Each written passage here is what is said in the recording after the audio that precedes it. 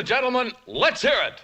How do you feel? We're mad as hell, and we're not going to take this anymore! Ladies and gentlemen, the Network News Hour with Sybil the Soothsayer. Jim Webbing and it's the Emma Struth Department.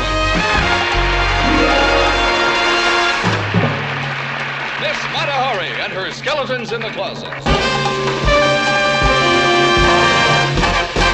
Tonight, another segment of Vox Populi.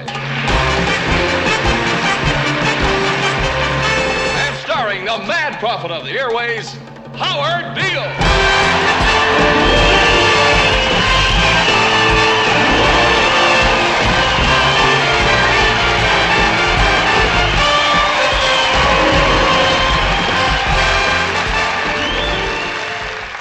George Ruddy died today. Edward George Ruddy was the chairman of the board of the Union Broadcasting Systems, and he died at 11 o'clock this morning of a heart condition, and woe is us. We're in a lot of trouble.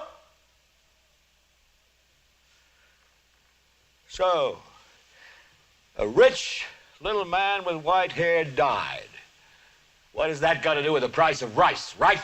And why is that woe to us? Because you people and 62 million other Americans are listening to me right now. Because less than 3% of you people read books. Because less than 15% of you read newspapers. Because the only truth you know is what you get over this tube. Right now, there is an entire generation that never knew anything that didn't come out of this tube. This tube is the gospel. The ultimate revelation. Taylor Swift and Travis Kelce officially saying "I do" to one another. Let's bring you a live shot from Madison Square Garden. This is the venue that Taylor Swift has hired out at vast expense. A large pink sign seeming to confirm the couple are now married. Taylor Swift's brother Austin acting as the man of honour, while Mr. Kelce's brother Jason was his best man. Friend and comedian Adam Sandler officiating the ceremony. The 80s, you thought you could escape them. Now it's time to go back and face the music. Everybody on the dance floor. No one will ever solve that. Adam Sandler. We're living in a material world, and I am a material girl. Friends and family among a reported 1,000-person strong guest list. Celebrating the couple's love story at this iconic New York venue. The singer's car spotted earlier today leaving her apartment. We weren't sure if she was inside. There's been some misreporting and misinformation around the exact details. Obviously, the couple themselves want to keep things a closely guarded secret. Or boy. Drew Barrymore.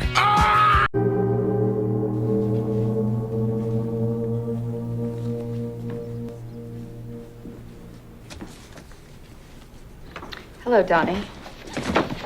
It's Friday. Shouldn't you be off with your friends, scaring old people?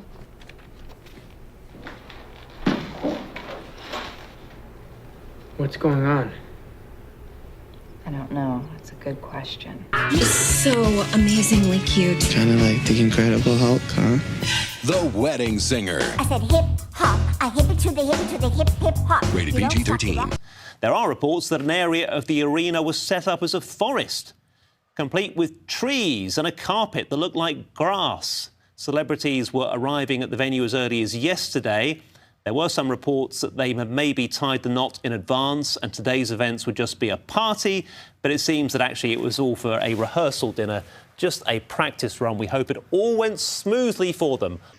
This tube can make or break presidents, popes, prime ministers. This tube is the most awesome force in the whole godless world. And woe is us if it ever falls into the hands of the wrong people. And that's why woe is us that Edward George Ruddy died. Because this company is now in the hands of CCA, the Communication Corporation of America. There's a new chairman of the board, a man called Frank Hackett, sitting in Mr. Ruddy's office on the 20th floor. And when the 12th largest company in the world controls the most awesome propaganda force in the whole godless world, who knows what will be peddled for truth on this network? And that expression in the photo was no accident. Word is, as soon as it became clear that a mugshot would be taken, Trump was meeting with his advisors about how he should pose. It's a portrait of defiance, a glowering death stare. Donnie Darko, to me, is one of my favorite movies I've made and one I'm most proud of because it does sort of define, not the way I look at the world literally, but there are a lot of things in there that I believe about the world. I think the sequence where my character meets the bunny rabbit, you know, Frank, as to how I talked to the rabbit, you know, that wasn't really scripted, and it was the beginning where I said, oh, I'm just going to throw this to see if it sticks, you know. Yeah. And all of a sudden, I sort of started looking at the rabbit, my sort of chin down, looking at him in a particular way. I think because of the angle of where the camera was in a close-up, and then eventually became, you know, a choice that my character made every time he saw the rabbit. And it's those little things that I've learned to trust over time, instinctual things character-wise that I go, oh, why is that showing? Oh, I'm going to use that, you know.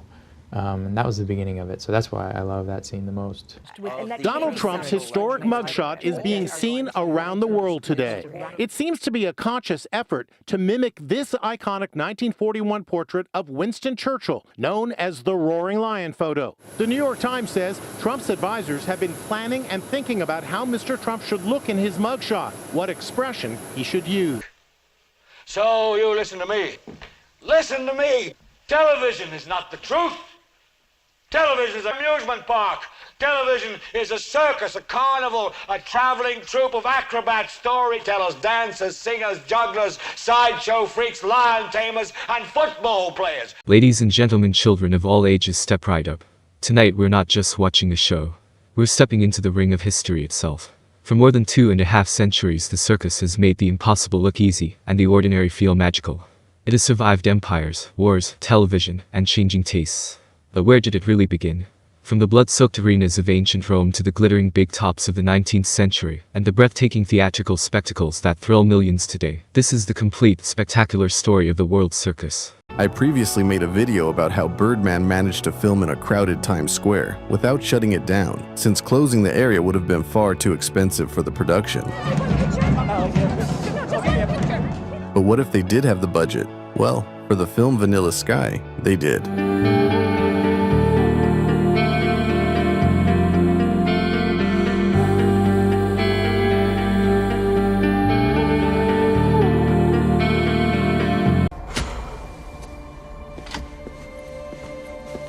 There you are. Pam. Look at you. You're terrified. Not to worry. He'll take away that fear. You don't ever have to be frightened again. Go on. He's waiting for you. Go.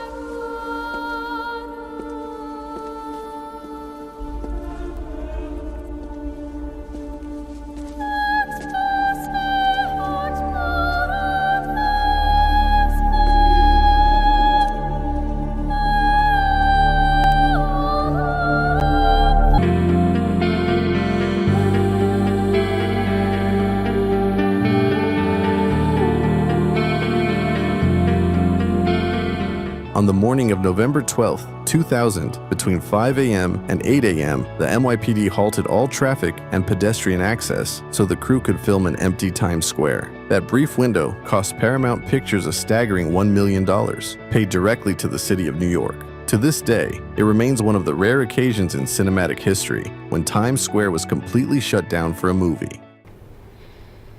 Suffice to say, I'm no longer your English teacher. They fired me. You say, Jim Smith, you've done a hell of a lousy job.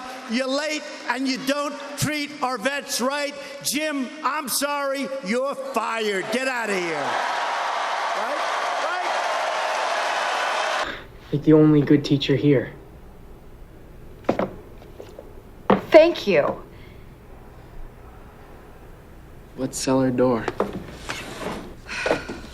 This famous linguist once said that of all the phrases in the English language, of all the endless combinations of words in all of history, that cellar door is the most beautiful.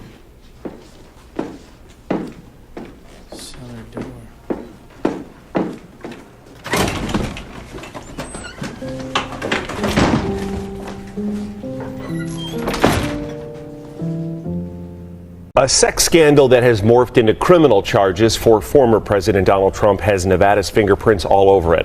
Trump's alleged affair with adult film star Stormy Daniels reportedly began 17 years ago at a Lake Tahoe golf tournament. There's so many brilliant things in the Bible, and you can read it over, and many people have done this and they've led their life that way, but you can read it hundreds and hundreds of times. You know, David, they say great art, like the Mona Lisa. Some people, they look at it and it doesn't look as great at the beginning, and then they'll look at it. By the time they see it many, many times, it becomes the most, they can't take their eyes off it. Whereas art that's not great, you look at it, it looks beautiful at the beginning, but you get tired of it. The Bible is special. The Bible, the more you see it, the more you read it, the more incredible it is, and the more you realize. It's like a great, you could say, I mean, I don't like to use this analogy, but like a great movie, a great, incredible movie. I'm the hand of Mona Lisa's skirt. I'm a surprise, Kevin. Why do we have to keep going? Because it needs to be clear, Mr. Cullen. Because I need to know and understand exactly what happened. You're standing there. Right hand, right knee. Right knee. We have been over this. I'm trying to picture it. Your hand. Your hand came from inside and underneath. Breaking news we're following. Another woman has now come forward to accuse Donald Trump of inappropriately touching her. She says it happened back in the early 1990s at a Manhattan nightclub. The story now first reported by the Washington Post, Karen Tumulty. The person on my right, who unbeknownst to me at that time was Donald Trump, put their hand up my skirt. I'm the hand of Mona Lisa's skirt. I'm a surprise, Kevin. Trump, the game, came out in 1989. 27 years later, it's the biggest battle on the convention floor. This is a real game that existed, was for sale at some point? Very, very real. Trump, the game, from Milton Bradley. I think you'll like it. We bought this, it was in the original packaging. Right? With the original iconic slogan. Live the fantasy. Feel the power. Make the deal. Make that two iconic slogans. It's not whether you win or lose, but whether you win. It's not whether you win or lose, but whether you win. Donald Trump. Mr. Trump, it's not whether you win or lose. It's whether you win.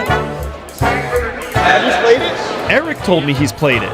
Don Jr. told me he's played it. I've never played it, dude. No, I never played. No, I never. I'm sure nobody plays Monopoly like Donald Trump. What's the ultimate goal of this game? The object of the game is to make the most money. I'm talking about hundreds of millions of dollars. You start with $500 million and you can say, shouldn't that be a small loan of $1 million? I'm Viana. And if you look at the money, his face is on every single $10 million bill. I love it. When he wins this election, his face may be on the real money, right? He might be dealing in Trump. Because it was 89. Yeah. There's a phone number you can call with your questions. Weekdays, 8 a.m. to 4 p.m. Eastern. Guess what? I called that number. And? It was some woman in Missouri. And I was like, I'm so sorry, wrong number. That's a historic phone number. Do we have to play by the rules? So, incredibly, here's the thing. You can make any deal you want. There's no rules. That's because this entire 11-page rulebook is rendered basically meaningless by a single sentence tucked near the end. You cannot lie to another player or intentionally break a promise. Of course, some situations may be open to interpretation. That's quite a wrap you're wearing.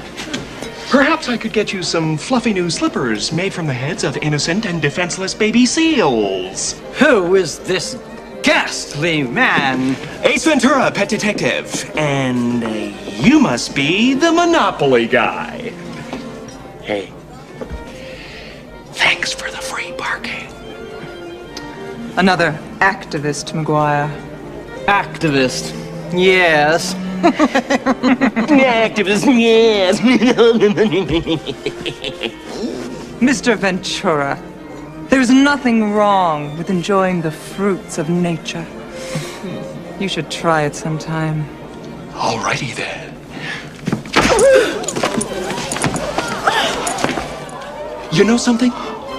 You're right. La da da da da da. La da da da da da.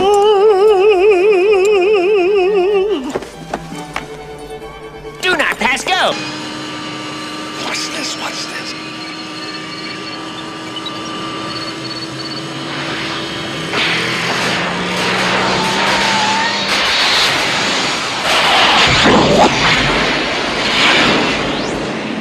number back then. I was not the first. But you are the original 88. I got drafted in 88, and I wanted to be great just like you.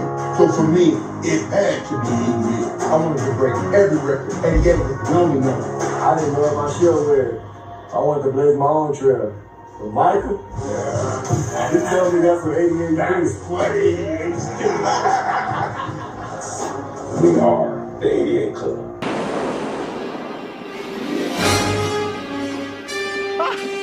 What did I tell you?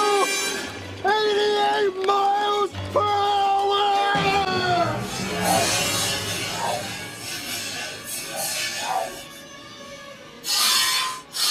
This morning, the Trump campaign revealing the endorsement of 88 retired U.S. generals and admirals. The group signing a letter that in part rips the Obama administration. Quote, America's armed forces have been subjected to a series of ill-considered and debilitating budget cuts. New developments this midday in that unprecedented FBI raid of former President Donald Trump's main home in Florida. ABC News has learned that this isn't the first time federal agents visited that estate. ABC's Faith Abube has the latest. An extraordinary and unprecedented scene at former President Donald Trump's Mar-a-Lago property in Florida. FBI agents Monday executing a court-authorized warrant at the former president's private residence. Trump and his family were not at the home during the raid. His son, Eric Trump, on Fox News. 30 FBI agents, actually more than that, descend on Mar-a-Lago, give absolutely, no notice, go through the gate, start ransacking an office. Trump himself seen in New York ignoring shouted questions, but confirming the raid in a statement saying his property was under siege and that the agents even broke into his safe. Sources tell ABC News the raid is part of the investigation into allegations Trump improperly removed presidential documents, including classified material from the White House when he left office, a possible violation of federal laws. The National Archives referred the case to the Justice Department after retrieving 15 boxes of material from the Mar-a-Lago residence in January, some of the documents allegedly torn up. Trump and his top Republican allies furious about the FBI raid, without evidence, accusing the DOJ of being weaponized, even though Trump appointed the current FBI director. That is to try to politically harm and intimidate their political opponents. That's what this is all about. If you win, you won't be the first black president. That changed the way you'll govern? I want to give them the tools to be self-sufficient so they don't have to rely on us. Let water find its own level. Isn't that true equality? We are One USA. We have raised more money faster than any other Democratic super PAC this election cycle. And we won't slow down until Harold Roundtree is in the White House. I supported you taking that job. Maybe you would help that campaign focus on the real issues. I've been analyzing contributions to our super PAC, and I started to see patterns. Patterns. They're all add-ins of the same number. What number? 88. All of it goes back to business interests associated with one organization. We need to get ahead of this. We're sitting on the time bomb. Where do we start? Follow the money? I don't think they're expecting to run into Black Rain Man. White supremacists supporting a black man. You know how ridiculous that sounds? It goes way beyond campaign funds. It goes to the soul of the country. Bury this. We never knew. You stumbled on something far bigger than you think, Mr. Jackson. I'm scared that one day our son could walk out that door and never make it back home. 8701, 2563, 71.17. I am the architect of my destiny. There's a storm coming, Mr. Jackson. Stay out of the way. Mr. Jackson, I know who I am.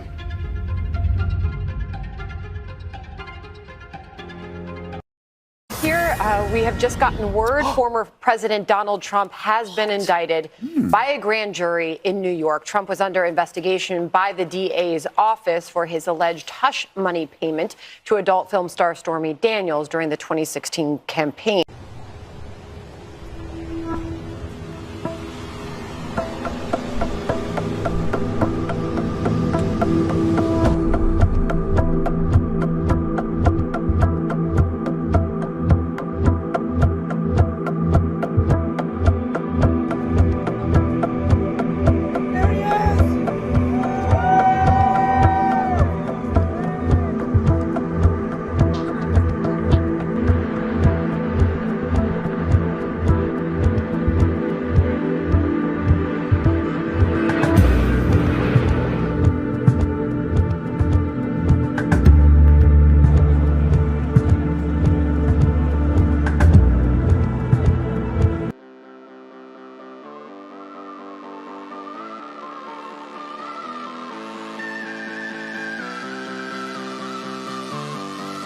Just keeping you on your toes, babe.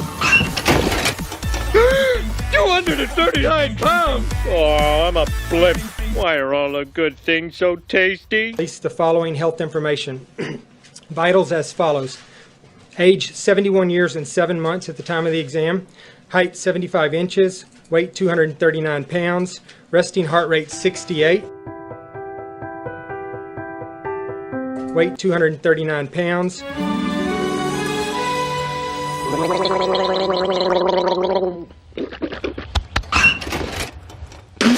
Oh no! 239 pounds! Weight 239 pounds.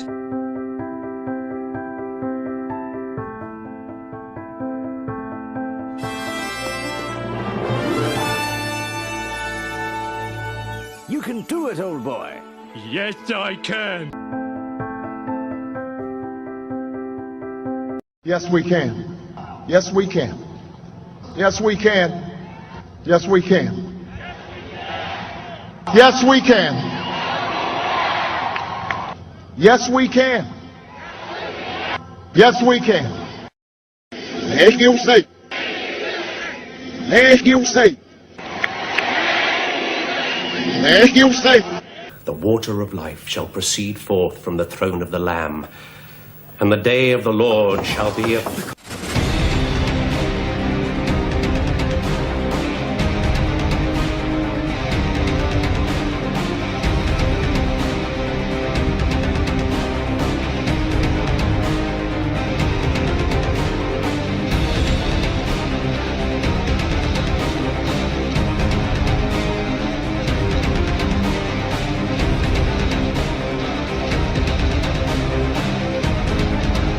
Former Vice President Mike Pence may have to take another oath, this time swearing to tell the truth to a grand jury. A federal judge ruled Monday that Pence will have to testify about Donald Trump's efforts to overturn the 2020 election. The judge rejected arguments that Pence's role as president of the Senate on January 6th grants him constitutional protections. Here's CBS News chief campaign and election correspondent Robert Costa. A major ruling with potentially historic consequences. Sources say former Vice President Mike Pence has been ordered to provide testimony to special counsel Jack Smith's grand jury about any illegal acts committed by former President Trump, and that private exchanges between Trump and Pence are not off limits. Prosecutors are focused on conversations the two men had in the days before and on January 6th. It's hard to imagine a more important witness than the vice president himself telling a grand jury and potentially a jury, if there were an indictment, about what the president was doing on January 6th. What did he say? What were the plans that he communicated to the vice president or to others in the presence of the vice president? Trump's lawyers had tried to block Pence from testifying. Pence, too, had argued he shouldn't have to testify because of his constitutional role in the legislative branch. The notion of compelling a former vice president to appear in court to testify against the president with whom they served is unprecedented, but I also believe it's unconstitutional.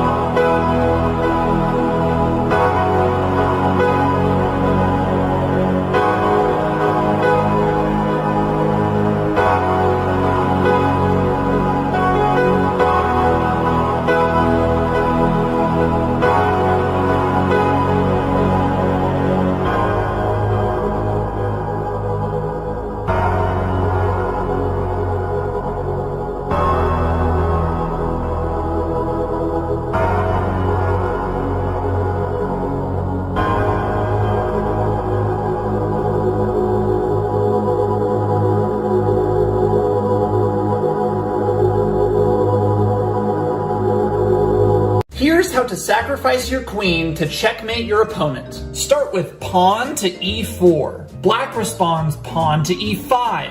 White develops knight to f3. Black responds knight c6. White goes bishop to c4. If black plays d6, here's where the trap comes into play. Develop the knight to c3. Black pins the knight to the queen. Pawn to h3, attacking the bishop. Bishop to h5. Now lay the trap. Knight takes e5. If the bishop captures the queen, take on f7. The only move out of check for black is e7. Then knight to d5, checkmate. So here's the thing, the Inflation Reduction Act. Okay, all right. Well, okay, so that's been confirmed. Okay, the royal family. So as I said earlier, you know, our hearts and our thoughts go to the family members of the Queen, goes to the people of United Kingdom. I don't want to get ahead of what the president is going to say. I want him to, from you all to hear from him first, and so I don't want to get ahead of that. And I said this earlier, our relationship with the people of the United Kingdom, and this is something that the president has said himself, has grown stronger and stronger. It is one of the United Kingdom is one of our closest allies. And again, our hearts go to the people of the United Kingdom.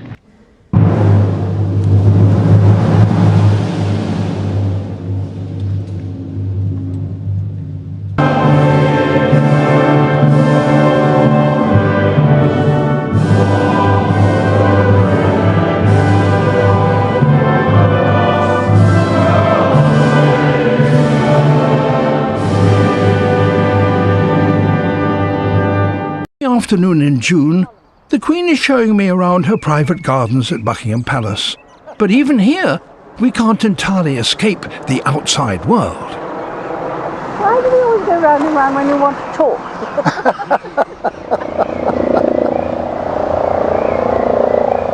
Sounds like President Trump, President Obama. The Queen has dusted down her acting skills once again, this time for the Invictus Games for injured servicemen and women, which begin in Florida next month. It was quite close. Only 19, but he is the reigning world champion. From Grenada, Kirani James. European team champion, representing Russia, Maxim Dildin. Showing good speed and strength as well. James Brown,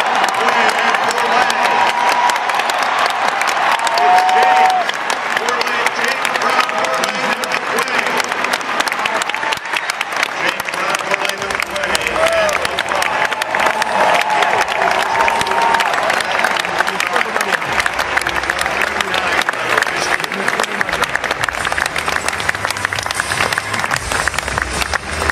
and also the official time, season best for the world champion, Chris Brown. Bit of breaking news to bring you now, because a parole board has denied the former Olympic athlete Oscar Pistorius early release from prison in South Africa. Now, of course, Oscar Pistorius was jailed in 2016 after being found guilty of shooting and killing his girlfriend.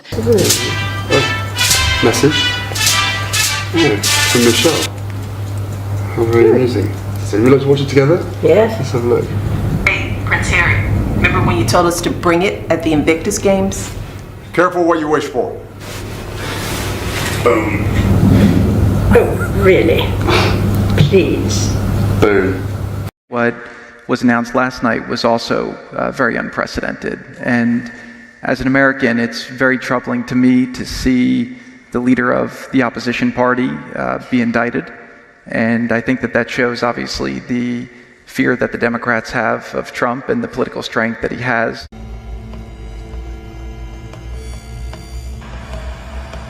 Who is the Antichrist? who will be the end of time.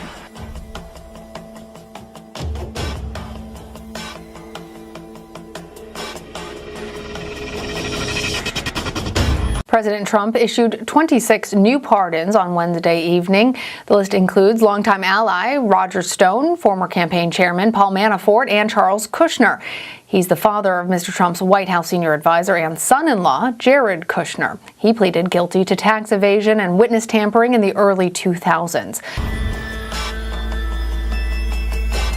Conditioned to believe that the supposed one-man Antichrist will make a 7-year Israel peace agreement to fulfill the 70th week of Daniel prophecy, which will mark the beginning of the supposed 7-year tribulation period.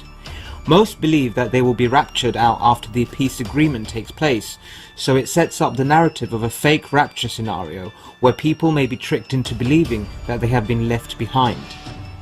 The enemy is going to play out their deceptive script to fool believers in the end times, so they position people to appear to be the one-man Antichrist, when in fact they aren't. This video looks at Jared Kushner being used in that role. A lot of things to talk about. How to advance peace, stability, and security in our region, prosperity too. And I think all of them are within our reach. So I'm happy to see you and the effort that you're leading on behalf of the President, with Jason, members of your team. I think this is a sign of the great alliance between us and the great goals that guide us. It's true. Well, we're very appreciative of your team and all the efforts that they've made. The President is very committed to achieving a solution here that will be able to bring prosperity and peace to all people in this area. And we really appreciate the commitment of the Prime Minister and his team to engaging very thoughtfully and respectfully in the way that the President has asked them to do so. So the relationship between Israel and America is stronger than ever, and we really thank Prime Minister Netanyahu for his leadership and his partnership. Jared is married to President Donald Trump's daughter Ivanka. I believe that the enemy connects powerful families through marriage to better carry out their agenda. And now he is the golden boy of the Trump administration. He is charming and likable, extremely smart and well educated, and probably very well coached. He has been given top security clearance to know all that is going on, even though he has no experience in politics or anything in which he is now involved in. But Bibi and I have known each other a long time. A smart man, great negotiator, and I think we're going to make a deal. It might be a bigger and better deal than people in this room even understand. That's a possibility. So let's see what we do. We know this will take trillions, not billions of dollars. We also know that countries, many of whom are burdened by growing levels of debt, simply cannot afford to go green. Here we need a vast military-style campaign to marshal the strength of the global private sector. With trillions at its disposal, far beyond global GDP, and with the greatest respect, beyond even the governments of the world's leaders, it offers the only real prospect of achieving fundamental economic transition. Spent most of his life trying to stay out of the spotlight, while still making a serious name for himself in the real estate business. He is a real estate investor and developer, the owner of the New York Observer, the husband of Ivanka Trump, and now senior advisor to President Trump. Today we're talking about Jared Kushner. Jared was born on January 10, 1981 to Cyril and Charles Kushner. His father was a very successful real estate developer and the owner of Kushner Companies, which Jared would become CEO of at a very young age. The Kushner family is worth $1.8 billion, and Jared himself has a personal net worth of around $800 million. Although he had been a lifelong Democrat, Jared became deeply involved in the presidential race of his Republican father-in-law, Donald Trump, writing speeches, managing the social media campaigns, and often acting in the role of campaign manager. He now has a tremendous influence as a senior advisor to President Trump. Now that we've covered some background, let's get into the 15 things you didn't know about Jared Kushner. Number 1. He avoids social media and is intensely private. Jared is known to be a very private person. He does not have a Facebook account and seems to avoid social media altogether, with one exception. He joined Twitter in 2009 but has yet to post a single tweet. He follows about 40 people, most of which are family members or business connections, along with a few celebrities like Ashton Kutcher, Gary Busey, and Jimmy Fallon. In Hollywood and in the industry and the stuff we do, there's a lot of like insider secrets to keeping your career going, and a lot of insider secrets to making things tick.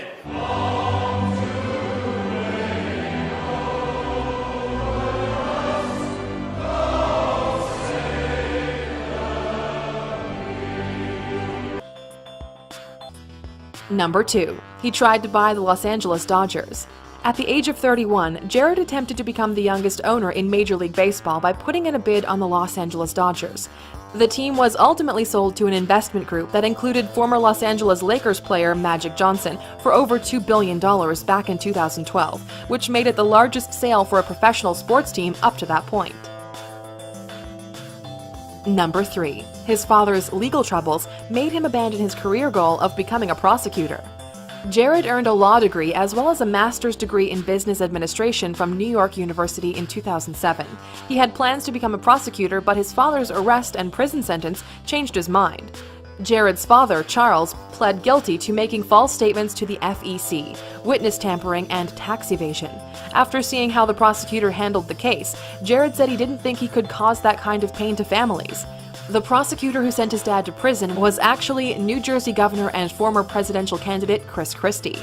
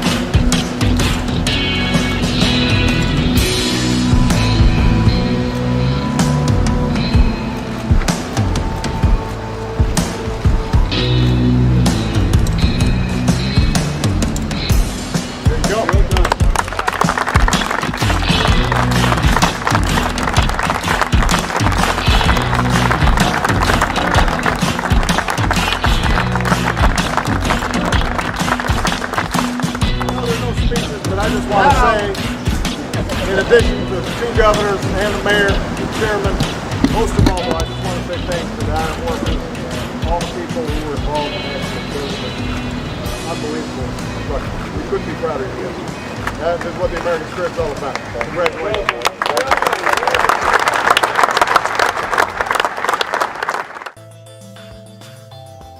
Number 4. When his father went to prison, he took over the family business.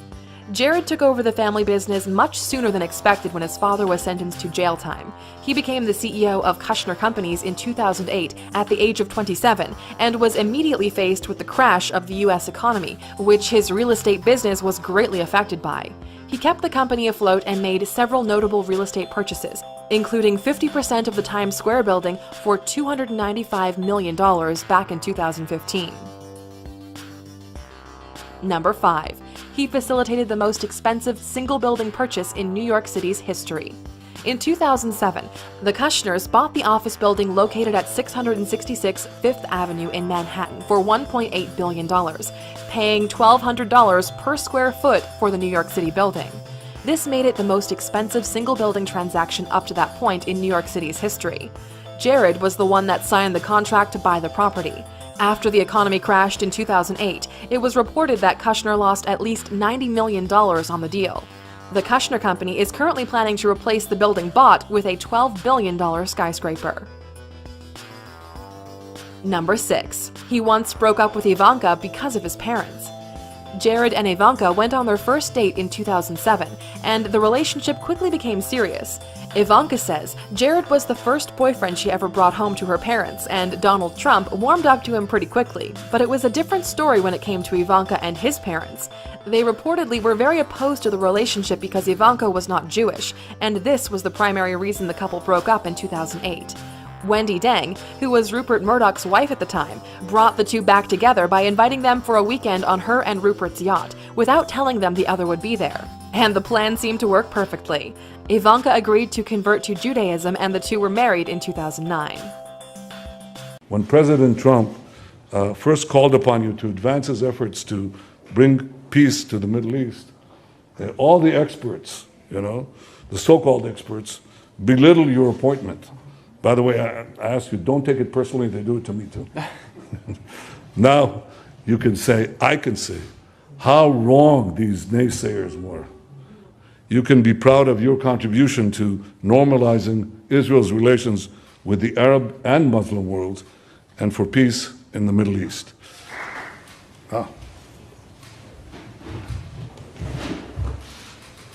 Mark, can you read this? Somebody? No? It says, Yeah. in recognition of Jared Kushner, Senior Advisor to the President of the United States, for his historic contribution to the Abraham Accords, the normalization of Israel's relations with the Arab and Muslim world, and to peace in the Middle East. Thank you. You're more short-sighted than me. Thank you.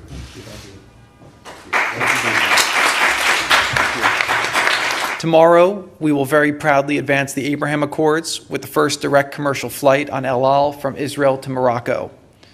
For this breakthrough, I would like to thank my friend, King Mohammed VI, as this will bring about a whole new set of opportunities for Northern Africa and the entire Middle East.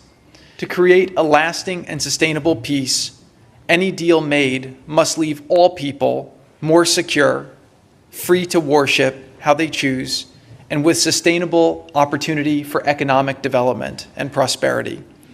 This is a simple approach, but it was surprisingly controversial when we started because it went against the conventional way of thinking.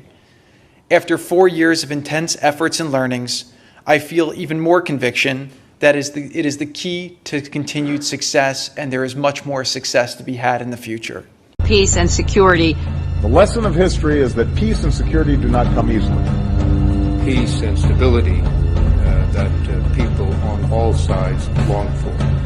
2 states for 2 peoples living side by side in peace and security is not a vague slogan, but a real necessity for the stability in the entire region. Israel and Palestinians, they can live side by side in peace and security. This is our vision, and this is our commitment. Of a new deal, peace and security and friendship. My hopes and dreams for Israel are to live in peace and security. 2 states living side by side in peace and security. True security for all Israelis. We will also pursue peace between Israel and Lebanon. In peace and security. Israel and Syria. Peace and security. And a broader peace between Israel and its many neighbors. Must decide whether we are serious about peace and security. To recognize Israel's legitimacy and its right to exist in peace and security. That's how we will find new pathways to peace and security. That is the work that we must do. In peace and security. Peace and security and coexistence. A movement towards peace. If we have this triangle, economy, security, and peace, then peace can succeed.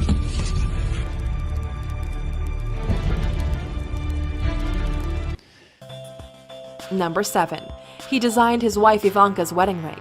Kushner worked with one of Ivanka's fine jewelry designers to customize an engagement ring from Ivanka's own jewelry collection. He popped the question with a 5.5 carat cushion-cut diamond ring, and the couple married 3 months later. Number 8. He and his family observe the Sabbath weekly. Jared is a modern Orthodox Jew, and one way he practices his faith is by observing the Jewish Sabbath, known as the Shabbat, between sundown Friday and sundown Saturday.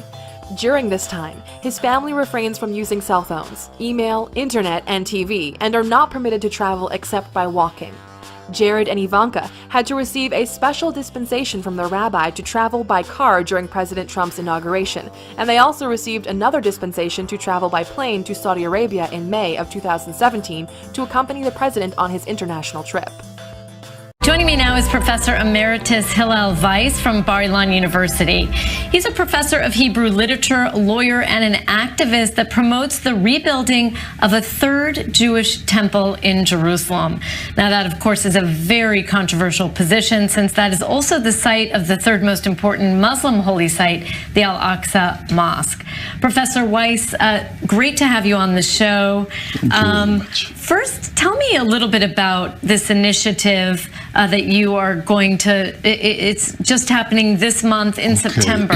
We want to establish a new organization, which is, its name is the 17 Nations. The 17 nations come from the Bible, the story of the flood, that after the flood, all the humanity, all the sons of Noah have been scattered all over the world. They made a rebellion. They tried to build the Tower of Babylon. And then God was very angry because it was against, to prevent the Mabul. They didn't take seriously the flood. The flood, or they saw that they can twist the resolution of God. Then God saw them out, and they are in exiled. You believe the nations will come and repent? We want to establish an international court according the laws of the Bible, but in a modern interpretation. All those 70 nations on the entire globe to cooperate not only towards the temple, but to, like the United Nations, that mostly is against the laws of Noah, in family affairs and many other affairs. We want to repair the United Nations. Welcome back. Russia has now taken the presidency of the United Nations Security Council. Ukraine has urged other Security Council members to stop the move. Adding to the controversy, Russian President Vladimir Putin has an international criminal court warrant out against him for war crimes. The CBC's Dominic Velitis has more. The UN Security Council is the international body responsible for maintaining peace and security in the world. And there is bewilderment, even anger today, that Russia, which of course launched a full-scale invasion of Ukraine just over a year ago, has now taken control of it. It means the Security Council is now being led by a country whose president is a wanted man. The International Criminal Court issued an arrest warrant for Vladimir Putin just last month. The role is mostly procedural, but the Security Council presidency gives the monthly incumbents power to organize its own sessions. Russia is planning 3 during April, including one on arms control, during which it's expected to single out the United States for supplying arms to Ukraine. Now, the fact that it is April 1st today hasn't gone unnoticed, particularly by Ukraine. The country's foreign minister, Dmytro Kuleba, has led the criticism, describing the news as the worst April Fool's joke ever. The United States, meanwhile, says its hands are tied as the UN Charter doesn't allow for the removal of a permanent member of the UN Security Council, which Russia, of course, is. And as far as I'm aware, the US and other permanent members of the Security Council, not including China, are not planning any official boycott or protest. The bulk of the Security Council's work is really taken up by reports and routine briefings on UN peacekeeping missions around the world. And I think there is a feeling that, however distasteful Russia's presidency is to some, nothing should be done to interrupt that work, to allow what's happening in Ukraine have an impact on peace and security issues in other parts of the world. Our second stop in New York City is the United Nations headquarters, which was built in 1945 and financed largely by John D. Rockefeller. Inside UN headquarters is an ominous meditation room. The custodian of the meditation room is Lucis Trust Company. At one time, the Lucis Trust was located at 666 United Nations Plaza and was formally named Lucifer Publishing Company. The Rockefeller-funded UN Meditation Room is 33 feet long and 18 feet wide. 18 feet is 6 plus 6 plus 6. The small, dimly lit, windowless room was built in the shape of a pyramid that is laying on its side. At the center of the room is a 4-foot-high, black, casket-shaped stone slab which weighs 6.5 tons and is extremely magnetic and rests on a concrete pillar. The pillar descends beneath the floor into the bedrock and taps into the Earth's hyperdimensional energies to induce a state of altered consciousness. Not far from the meditation room is the United Nations Security Council chamber.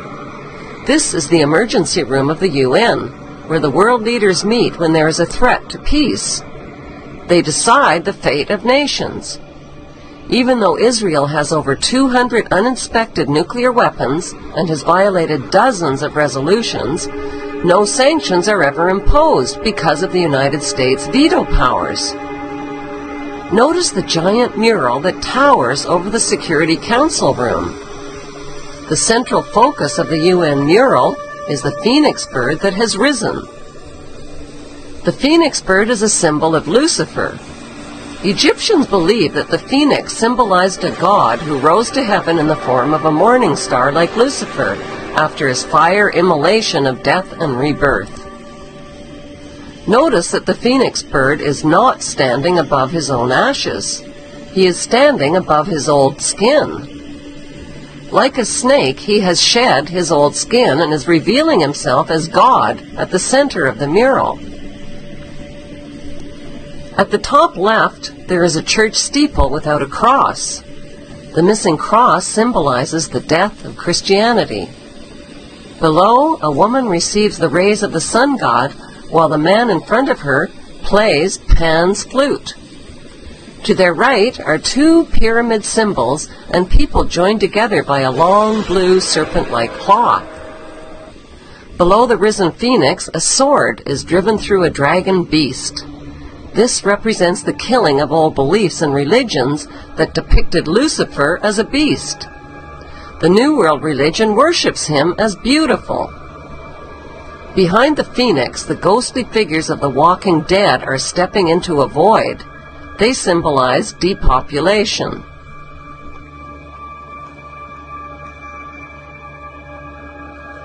On the right panel, the pale horse from the book of Revelation is the bringer of death to humanity through weapons, hunger, and disease. The man is releasing him. The chained black man represents slavery, while the top panel of the mural shows a technologically advanced white race who control industry, art, and science. In this post-apocalyptic mural, the military man standing on the tail of the beast represents worldwide military power. He tips his helmet to the elite, who are climbing out from underground cities where they safely hid from the apocalypse.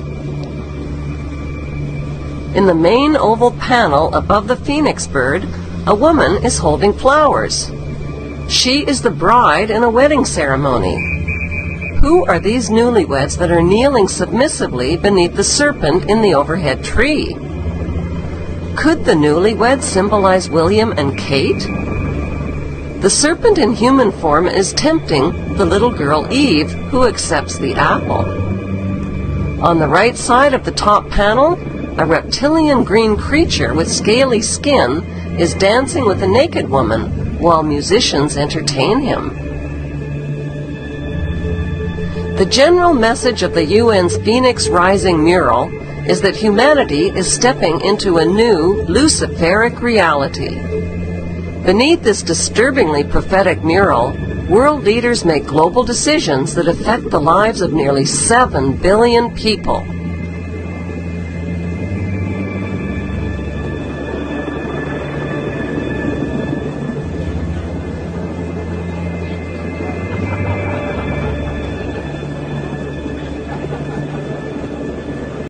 And I say again, you need not be a Jew to be a Zionist. The fact is that since then, I've known every single prime minister, and it's been an honor. Formed strong working relations with each of them. And now, this is my 10th visit. Every chance to return to this great country, where the ancient roots of the Jewish people date back to biblical times, is a blessing. Because the connection between the Israeli people and the American people is bone deep. We invest in each other. We dream together. Number 9. His grandparents were Holocaust survivors. Jared's grandparents, Ray and Joseph Kushner, survived the brutal conditions of the Nazi occupation of Poland during the Holocaust. They immigrated to the United States in 1949 and established a construction company which would eventually grow to be the billion-dollar company the family operates today. The prestigious Ray Kushner Yeshiva School in Livingston, New Jersey is named after Jared's grandmother, and the Joseph Kushner Hebrew Academy in the same city is named for his grandfather. Number 10. He was accepted to Harvard after his parents made a very large donation. Jared graduated from Harvard in 2003 with a Bachelor of Arts degree in government. However, members of the administration of his high school said they were very surprised he was admitted because neither his grades nor his SAT score warranted his acceptance into an Ivy League school. There was speculation that he was accepted only because of the $2.5 million his parents agreed to donate to the university.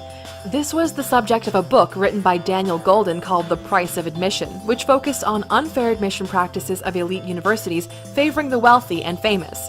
His brother Joshua also attended the school. Number 8, we will finally complete the biometric entry-exit visa tracking system, which we need desperately. For years, Congress has required biometric entry-exit visa tracking systems, but it has never been completed. The politicians are all talk, no action, never happens, never happens. Hillary Clinton, all talk. Unfortunately, when there is action, it's always the wrong decision. Do you ever notice? In my administration, we will ensure that this system is in place. And I will tell you, it will be on land, it will be on sea, it will be in air. We will have a proper tracking system. Number 11. Jared made around $20 million while still in college. While at Harvard, Jared developed real estate in Somerville, Massachusetts as the vice president of Somerville Building Associates, which was a division of Kushner Companies. He made a profit of around $20 million through buying and selling properties. Number 12. His family owns and manages $1.15 billion in real estate assets. The very successful Kushner Companies owns at least 20,000 apartments and 13 million square feet of additional property in 6 states. As CEO, Jared has focused on attracting creative companies and millennial-focused startups like Warby Parker and Etsy to rent his building space. Number 13. He was given a $10 million graduation present. After graduating from Harvard, Kushner bought the New York Observer, a newspaper that was losing about $2 million annually. Jared turned the paper around, dropping the print editions and moving to an all-digital format, making the publication profitable again. A close family friend says that the paper was a graduation gift from his family, who paid $10 million cash for the publication. However, when Jared became a senior White House advisor, he passed along his publisher title to his brother-in-law, Joseph Meyer. Number 14. He and Ivanka are excellent matchmakers. Since Jared and Ivanka have found happiness together, they said they want to help make other friends happy too by playing matchmaker. Ivanka says they see how their friends' strengths and personalities and passions align and are able to successfully match them up. They have set up 7 couples that have gotten married so far, and Jared has even officiated 2 of the weddings. Jared also offered to officiate the wedding of Morning Joe co-hosts Joe Scarborough and Mika Brzezinski, but Mika was not interested. Number 15. Rosie O'Donnell wrote a poem about him and his wife. In 2016, Rosie O'Donnell saw Jared and Ivanka on one of their date nights at a restaurant. She did not recognize the two right away, but was inspired by the romantic way the couple interacted. She wrote a poem called 8 Million to 1 that described Ivanka as the most beautiful woman she has ever seen, and Jared as having a calming charm. Rosie has an ongoing feud with Donald Trump, and the poem also spoke about how she confronted Ivanka at the restaurant and shared how her father's words and actions had affected her.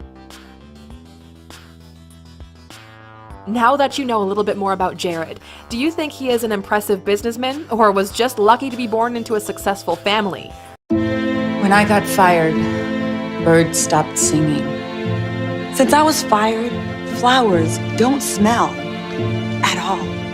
Being fired made me realize I am gonna take it. You know, the whole reason I became a celebrity was so that I could never get fired. I don't know who I am anymore.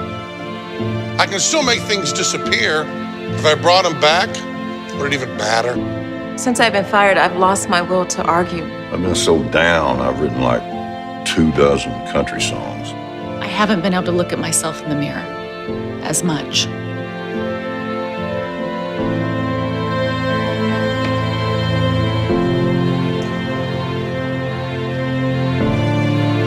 Let's rock this thing.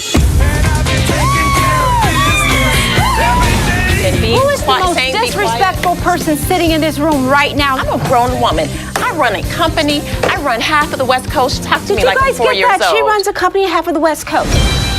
You were yelling at me. I'm going to just stop you right there No, you're and not tell going you to that stop I me. don't yell. You did yell because I heard you yell and it was like this. So are you yelling at me now? No, I'm not. I'm showing you what you did. If I decide to leave it all on and y'all have to work it out, Okay. that's my decision. Stephen, you be nice to Mary Lou or I'm going to kill you. What do you think, Little John? Is she a leader or just a stressed out bitch? Taking care of business. Taking care of business. Taking care of business. Every day. Taking care of business. Every way. Hey! Digging going from your heart, the art will come and be so true. You know what? Men in Black are going to come get him. Yeah! Taking care of business. It's showtime. So, you wish to enter my academy? Well, you know, magic is difficult to control. You'll have to prove yourself first. Enter the testing grounds. Complete the puzzles. Pass the tests. Prove yourself worthy. I'll be waiting for you. You got into a tussle recently with Bill Maher about critical race theory and wokeness. When you look at the political discourse in our country today and the role that media plays in it, what do you think? It's difficult to try to find truly unbiased reporting, news that really is straight shooters. You know, this conversation I had with Bill, we're talking about critical race theory, and I think it's imperative that it's taught, that we look at our history, much the same, I think, that Germany has looked at their history in involvement in the wars, that they 1 and 2, and embrace it and say, this is where we went wrong. This is how it went wrong. When I see the Make America Great Again, my comment is, do you accept that could possibly be construed as a racist remark? And most people, a lot of people go, how could that be racist? Make America great again? I said, so just ask yourself from an African-American experience, when was it ever great in America for the African-American? When was it great? So if you're making it great again, it's not including them. To end this on a different note, for all of the serious talk, your co-stars on Breaking Bad say that you are a child trapped in a man's body and that they've never known anyone who found it so amusing to stuff fruit down his pants. That kind of rumor is what makes me smile.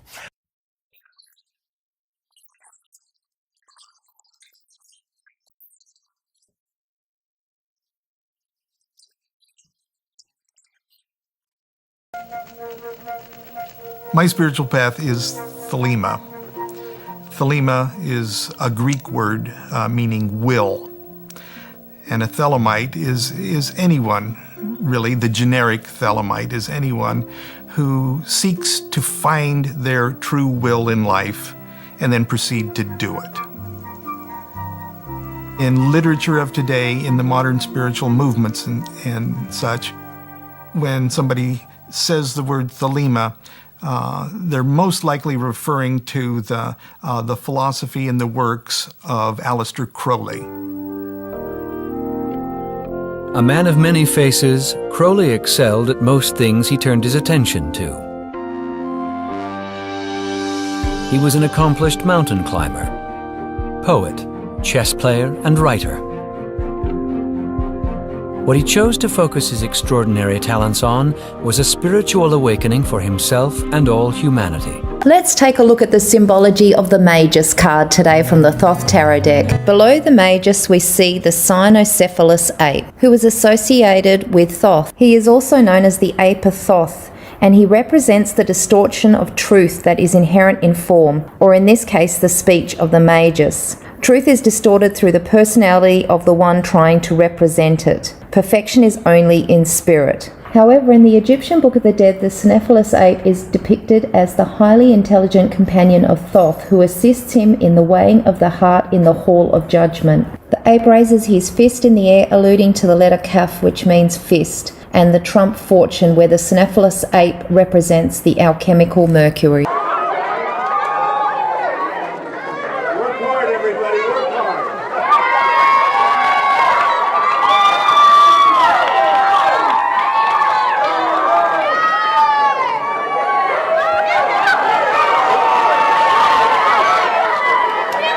I think this is also a good time to point out that some of the older editions of the Thoth Tarot deck actually come with 3 different versions of the Magus. The one that we're using is the most common one and is shown in the Book of Thoth.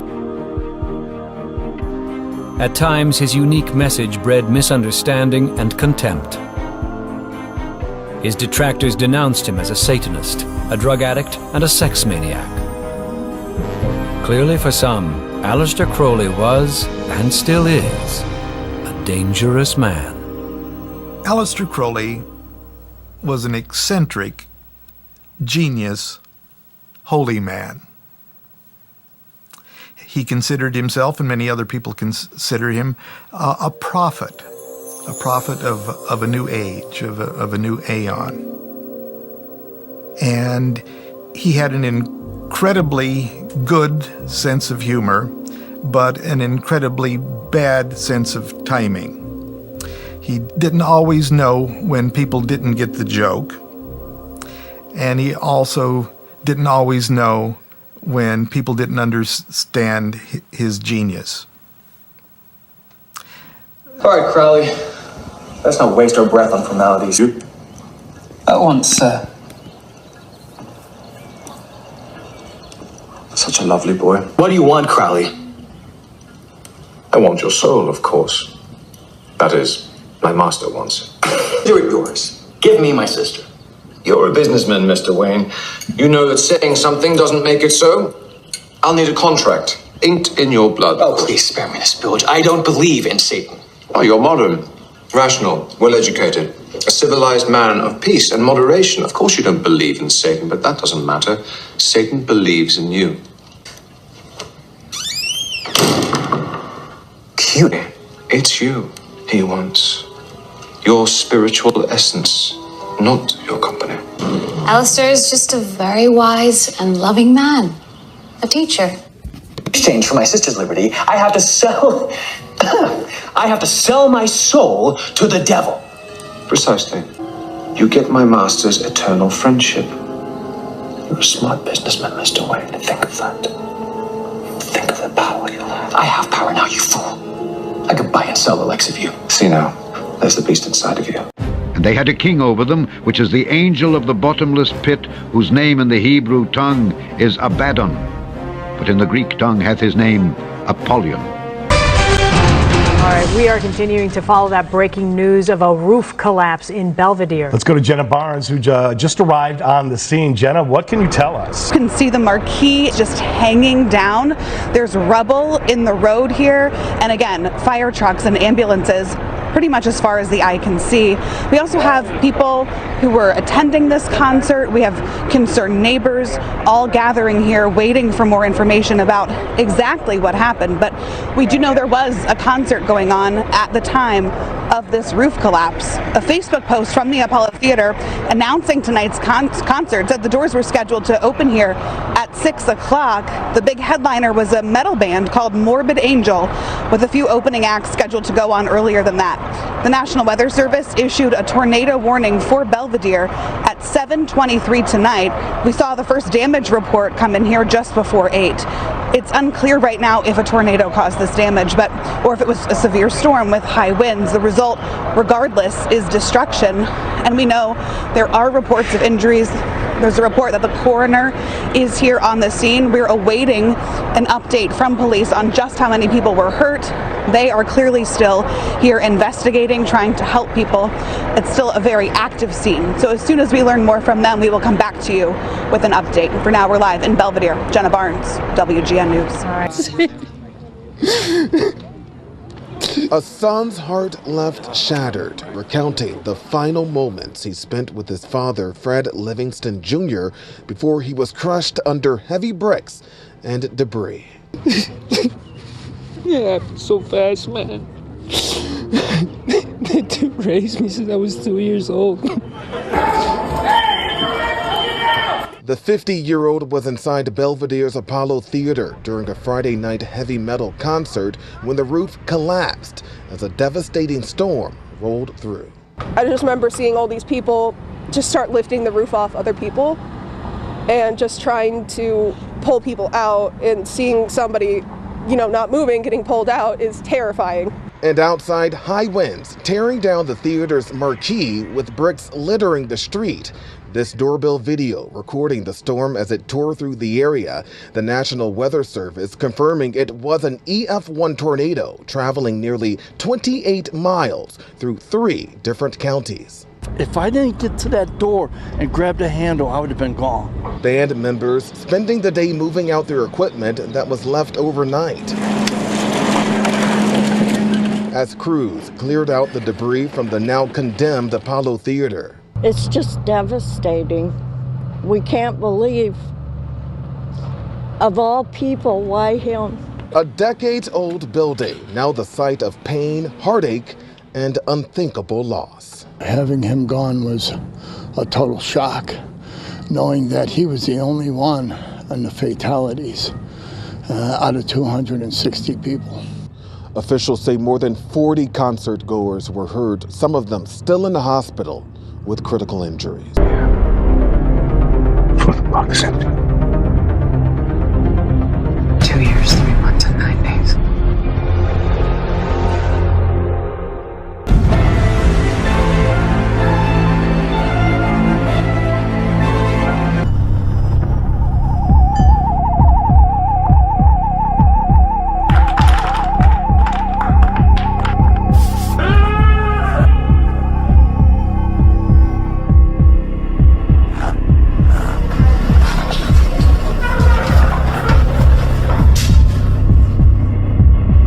Not think an angel rides in the whirlwind and directs this storm. This work continues. The story goes on. And an angel still rides in the whirlwind and directs this storm. God bless you all. And God bless America. Get ready to read all these words on this page without making a mistake. Look at the letter at the end and remember the sound it makes. Get ready. Kite. Yes, kite. Get ready to read this word the fast way. Get ready. Kid. Yes, kid. Sound it out. Get ready. Kid. Sound it out. Get ready. Kid. What word? Kid. Yes, kid. Boys and girls, sound this word out. Get ready. What word? Steal. Yes, steal. Read these words the fast way. Get ready. Play. Yes, play. Get ready. Must. Yes, must. Let's read these words the fast way without making a mistake. Get ready. Kite.